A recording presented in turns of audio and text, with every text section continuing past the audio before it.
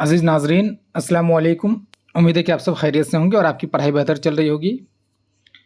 मयारी उर्दू में आप तमाम नाज़रीन का मैं मोहम्मद सज्जाद अंसारी खैर मकदम करता हूँ।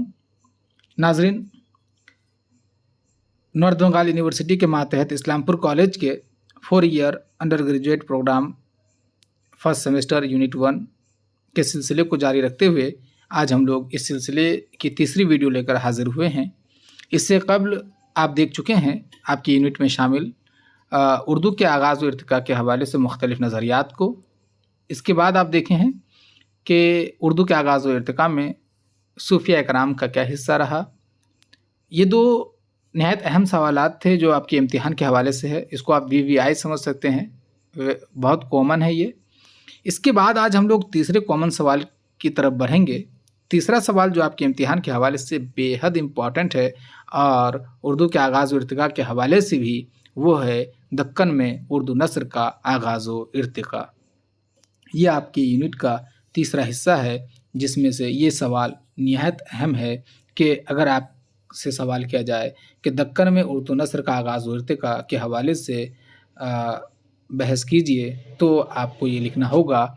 ये सवाल का जवाब जो है 6 नंबर के लिए होगा, 6 मार्क्स के लिए होगा।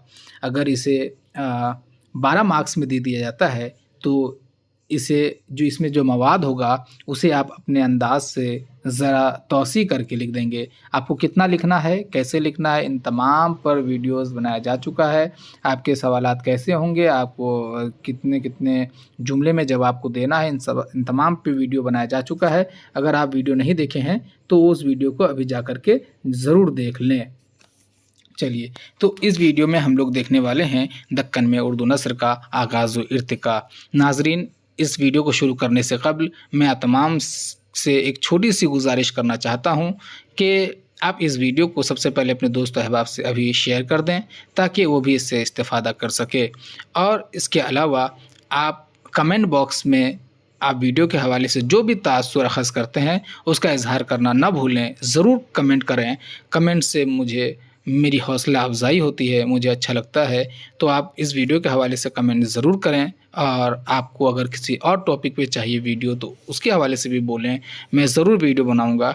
इसके अलावा लाइक कर दें, चैनल पर नए हैं तो सब्सक्राइब भी कर दें। और हाँ, मैं एक अहम बात आपको बताऊं कि एक ग्रुप भी है व्हाट्सएप पे जिसका लिंक आपको डिस्क्रिप्शन में मिल जाएगा फर्स्ट ईयर वालों के लिए, तो आप उसमें ज्वाइन हो सकते हैं ताकि जो मवाद है वो आप तक आसानी से पहुंच सके। तो नाज़रीन, शुरू करते हैं आज की इस वीडियो का कि दक्कन में उर्दू का आगाज़ व इर्तिका किस तरह हुआ। आगाज़ व इर्तिका को समझने से पहले सबसे पहले हम ये समझें कि आगाज़ किस तरह हुआ। देखिए, उर्दू की शुरुआत, इससे कबल की वीडियो में आपको मैंने बताया कि उर्दू की शुरुआत जो है शुमाली हिंद में हुई थी, लेकिन शुरुआत होने के साथ ही ये जो है दक्कन पहुंच जाती है। होता ये है कि मोहम्मद बिन तुगलक जो है वो 1327 ईस्वी में क्या करता है कि इससे कबल थोड़ा इससे कबल आ जाते ताकि और आसानी हो जाए कि आप जानते हैं खलजी जो है वो दक्कन के इलाकों को जीत जाता है और इसे खिलजी भी पढ़ते हैं। तो खलजी का जो सिपा सालार था मलिक काफूर, वो दक्कन के बहुत से इलाकों को जीत जाता है और फिर जब मोहम्मद बिन तुगलक हुक्मरान बनता है तो वो क्या करता है कि 1327 ईस्वी में अपना दारुल सल्तनत यानी कि कैपिटल जो है, कैपिटल सिटी, वो क्या करता है, वो दिल्ली से चेंज करके वो देवगिरी कर देता है, जिसका नाम बाद में दौलताबाद वो रखता है। ठीक है, तो दिल्ली से चेंज करके दौलताबाद कर देता है। दौलताबाद का असल नाम देवगिरी है। तो मोहम्मद बिन तुगलक क्या करता है कि उसका जो दारुल खिलाफा है, कैपिटल सिटी है, वो दिल्ली से चेंज करके देवगिरी कर देता है, जो कि दक्कन के इलाके में स्थित था। तो होता यह है कि जब वहाँ जाता है तो ये हुक्म दे दिया जाता है बादशाह की तरफ से कि जितने भी सूफिया कराम हैं, उमरा हैं, उज़रा हैं, ख़ास माहिरीन हैं, वो सब जो है दिल्ली से कूच करके वहाँ चले जाएं, क्योंकि जहाँ पे दारुल खिलाफा होता है वहाँ पे तमाम सहूलियात होती हैं, इसलिए लोग वहाँ चले जाते हैं। किताबों में लिखा आता है कि दिल्ली से करीब 1400 पालकियाँ, क्योंकि उस ज़माने में तो आप ट्रेन वगैरह का तस्वुर नहीं कर सकते हैं, तो 1400 पालकियों पर बैठ करके जो उमरा हैं, वज़रा हैं, वो लोग जो माहिर फ़न हैं, वो लोग उस वक्त बैठ करके गए थे। बाकी और भी ज़्यादा लोग होंगे तो दिल्ली से दौलताबाद जाते हैं। तारीख़ी एतबार से ये फ़ैसला जैसा भी हो, लेकिन होता ये है कि ये ज़बान उस वक्त जो है शुमाली हिंद से सफ़र करते हुए इन लोगों के साथ कहाँ चली जाती है, दक्कन में। इससे पहले जो खिलजी के साथ, मलिक काफूर के साथ जो फ़ौज है, फ़ौज की जो बोली थी वो यही थी, तो वहाँ पे वो ज़बान, वो बोली रह जाती है उर्दू। उस ज़माने में उर्दू को मैं आपको क्लियर कर दूं कि उस ज़माने में उर्दू को हिंदवी या हिंदी या हिंदुस्तानी के नाम से पुकारा जाता था, ठीक है।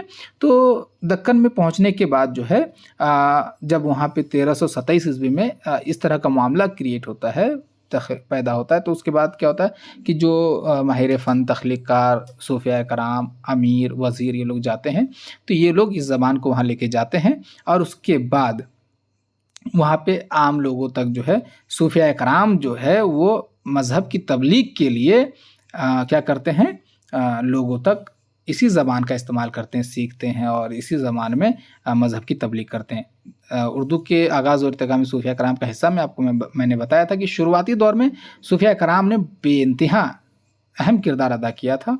तो उसके बाद होता यह है कि 1347 ईस्वी में दक्कन में एक सल्तनत कायम होती है जिसका नाम है बहमनी सल्तनत। तो यहाँ से उर्दू को बहुत तेज़ी से फ़रोग हासिल होना शुरू हो जाता है। बहमनी सल्तनत 27 में तो मोहम्मद बिन तुगलक ने वो काम किया था कि दिल्ली से दारुल खिलाफा चेंज करके कर दिया था। उर्दू ज़बान जो है आहिस्ता आहिस्ता पनपने लगी थी बहुत अच्छी तरह से। उसके बाद जो है ये करीब 20 साल के वक्फे में उर्दू ज़बान काफ़ी तरक्की कर लेती है बोली। और 1347 ईस्वी में जब बहमनी सल्तनत कायम होती है तो उस वक्त क्या होता है कि उर्दू बोली जो है, उस वक्त उर्दू बोली, अभी तो ज़बान है, उस वक्त की जो उर्दू थी वो काफ़ी ज़्यादा तरक्की कर चुकी थी, क्योंकि सूफ़िया कराम जो है वो लोगों से मिलते थे, बोलते थे, बातचीत करते थे, पंदो नसीहत करते थे इसी बोली में। तो ये बोली जो है आम बोल चाल के लिए इस्तेमाल होने लगी थी। जैसे बहुत से मलफूज़ात मिलती हैं, जैसे आँख आई है, हाँ बाबा थोड़ा थोड़ा, मुझ मत बुलाओ, तो इस तरह की जो है मलफूज़ात हमें मिलते हैं। तो क्या है कि 1347 ईस्वी में जब बहमनी सल्तनत कायम होती है तो उर्दू को सरकारी बोली के तौर पर इस्तेमाल में लाई जाती है कि उर्दू एक सरकारी बोली, क्योंकि वो आवाम और हुक्मरान दोनों के दरमियान तरसील, बातचीत का उम्दा ज़रिया था। तो बहमनी सल्तनत के वक्त क्या होता है कि उर्दू जो है बहुत ज़्यादा तरक्की करती है, बोलचाल के लिए, काम काज के लिए, हर तरह के लिए बोली इस्तेमाल होने लगती है। और उसके बाद जो है इस ज़माने में सूफ़िया कराम तो ज़ाहिर सी बात है बहुत सी तख्लीक़ात कर रहे थे, बहुत से रिसाले लिख रहे थे। ज़्यादातर जो है वो शायरी में चीज़ें मौजूद हैं, शायरी के जो शेरी नमूने हैं वो मौजूद हैं। लेकिन हम इस वीडियो में चूँकि नस्र को देख रहे हैं तो हम लोग नस्र के हवाले से बात करेंगे कि नस्र में किस तरह से इर्तिक़ा हुआ। तो सूफ़िया कराम की जो मलफूज़ात हैं वो इर्तिक़ाई दौर में काफ़ी ज़्यादा अहम किरदार अदा करते हैं। इसके बाद जो अब हम अदबी एतबार से जिसकी अहमियत है उन सब किताबों के नाम को लेकर के आगे बढ़ते हैं। तो बहमनी दौर में जो सबसे अहम किताब जिसे तस्लीम की जाती है वो ख्वाजा बंदा नवाज़ गेसू दराज की मेराजुल आशिकीन है, जिसे बहुत ज़्यादा अहमियत हासिल है उर्दू के आगाज़ में। और ये चूँकि बहमनी दौर में ये किताब लिखी जाती है, लेकिन बाद की तहकीक, मौजूदा तहकीक के मुताबिक ये किताब जो है किसी ख्वाजा बंदा नवाज़ गेसू दराज के जो शागिर्दों में थे, मुरीदों में से थे, शाह मखदूम हुसैनी, उसकी किताब है। बहरहाल ये किताब जिसकी भी हो ख्वाजा बंदा नवाज़ गेसू दराज से मंसूब है और ये इस किताब की बहुत ज़्यादा अहमियत है। इस किताब को उर्दू में पहली नसरी किताब होने का भी एजाज़ हासिल है। इसके अलावा शाह मिराजी शमसुल उशाक जो है, इसकी एक किताब है नस्र में शरह मरग़ूबुल क़ुलूब। ये किताब भी अहमियत रखती है बहुत ज़्यादा। और ये दोनों किताबें जो है वो तसव्वुफ़ पर मबनी है और अदब में इसमें चूँकि अदबियत नहीं है, अदब से इसका बहुत ज़्यादा ताल्लुक़ नहीं है, लेकिन चूँकि उर्दू नस्र के आगाज़ व इर्तिका में इसका बहुत अहम किरदार है, इसलिए हमें इन चीज़ों को पढ़ने की ज़रूरत है। तो आप जानिए बहमनी दौर में बहुत से सूफ़िया कराम ने जो तख्लीक़ात की, उनमें से बंदा नवाज़ की सुतराज की मिराजुल आशिकीन और शाह मिराजी शम्सुल उशाक की शरह मरग़ूबुल क़ुलूब नहायत अहमियत रखती है।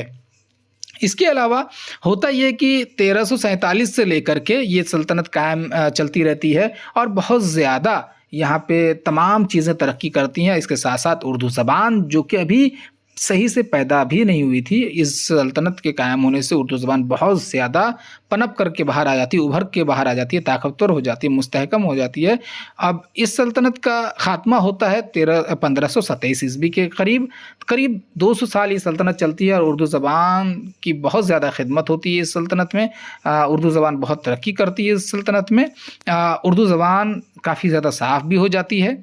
तो 1527 ईस्वी के करीब जब इस सल्तनत का ख़ात्मा होता है, तो होता ये है कि ये सल्तनत टूट करके 5 अलग अलग रियासतों में, इलाकाई रियासतों में बढ़ जाती है। यानी कि बहमनी सल्तनत जितने इलाके में फैली हुई थी, वो क्या होता है कि अब टूट करके अलग अलग इलाकों में अलग अलग सुल्तान कायम फ़ाइज़ हो जाते हैं। जैसे कि आप सुने होंगे कि गोलकुंडा में कुतुब शाही, उसी तरह से आदिल शाही, उसके बाद बीदर है। तो ये 5 सल्तनत इस तरह से कायम हो जाती है। तो क्या होता है कि इन पाँचों में जो कुतुब शाही सल्तनत है और आदिल शाही सल्तनत है, इन दोनों में उर्दू की जो तरक्की होती है वो बेइंतहा अहम है, बेइंतहा। क्यों? क्योंकि उर्दू का पहला साहब दीवान शायर जो है इसी सल्तनत से हमें मिलता है, वो है कुली कुतुब शाह। आप जानते हैं, आप उसकी ज़बान आप जानते हैं, देखिए कि पियाबाज प्याला पिया जाए ना, पियाबाज यकतल जिया जाए ना। तो ये उस वक्त की उर्दू ज़बान है और ज़्यादा साफ़ होती है बाद में। बहरहाल तो कुतुब शाही दौर में करीब जितने भी हुक्मरां हुए, 7 के करीब हुक्मरां होते हैं, सब ने उर्दू की तरवीज इशाअत में हिस्सा लिया और तकरीबन तमाम शायर भी गुज़रे हैं। तो उर्दू की बहुत तरक्की होती है, बहुत बड़े बड़े शायर गुजरे। जब हम लोग दक्कन में उर्दू शायरी का आगाज़ इर्तिका पढ़ेंगे तो बहुत ज़्यादा अच्छे से पढ़ेंगे, और भी क्योंकि नसरी नमूने कम हैं। तो कुतुब शाही दौर में जो सबसे अहम नसरी नमूना मिलता है हमें, वो है मुल्ला वजी की दास्तान सबरस। सबरस के हवाले से हम जानते हैं कि उर्दू की पहली दास्तान होने का एजाज़ इसे हासिल है। इसे मुल्ला वजी ने लिखा था। ये एक तमसीली दास्तान है सबरस। तो ये कुतुब शाही दौर में ही ये किताब लिखी गई थी। तो इसे इस किताब की वजह से उर्दू और ज़्यादा मुस्तहकम होती है। इसके बाद आदिल शाही अगर हुकूमत की बात करें तो आदिल शाही हुकूमत में भी बेपनाह तरक्की होती है, और इस दौर में कलिमतुल हक़ाइक़ जो कि बुरहानुद्दीन जानम की किताब है, और उसी के फ़र्जंद अमीनुद्दीन आला की किताब गंज मख्फ़ी बेइंतहा अहमियत रखती है। तो इस तरह से दक्कन में जो है हम लोग देख रहे हैं कि पहले बहमनी सल्तनत में उर्दू का आगाज़ किस तरह हुआ और वहाँ पे किस तरह उर्दू ने तरक्की की। उसके बाद बहमनी सल्तनत के ख़ात्मे के बाद जब 5 रियासत अलग अलग जगहों में तकसीम बढ़ जाती है और नई रियासतें वजूद में आती हैं, तो जिसमें कुतुब शाही और आदिल शाही हुकूमत जो है बेइंतहा उर्दू की खिदमत करती है, और उर्दू इस दौर में बेइंतहा तरक्की पाती है। इस दौर में लिखी जाने वाली किताबों के नाम आप देखे हैं। इस तरह से हम लिख सकते हैं कि हम कह सकते हैं कि दक्कन में उर्दू नस्र का आगाज़ व इर्तिका बहुत तेज़ी से और बहुत उम्दा तरीके से हुआ। आगाज़ इनका शुमाली हिंद में हुआ, लेकिन इसे बनाने में, संवारने में और मुस्तहकम करने में दक्कन का ही रोल है। इसके बाद जो है फिर शायरी का ही नमूना मिलता है। तो हम लोग जब दक्कन में उर्दू शायरी का आगाज़ पढ़ेंगे, तब जाकर के हम लोग और अच्छी तरह से देख पाएंगे कि क्या क्या हुआ था। तो हम लोगों ने इस वीडियो में देखा कि दक्कन में उर्दू नस्र का आगाज़ व इर्तिका किस तरह हुआ। आपके इम्तिहान में जब पूछा जाएगा कि जुनूबी हिंद में या दक्कन में उर्दू नस्र का आगाज़ व इर्तिका लिखिए, तो आप इस वीडियो में जो बातें कही गई हैं इन बातों को हूबहू लिख देंगे।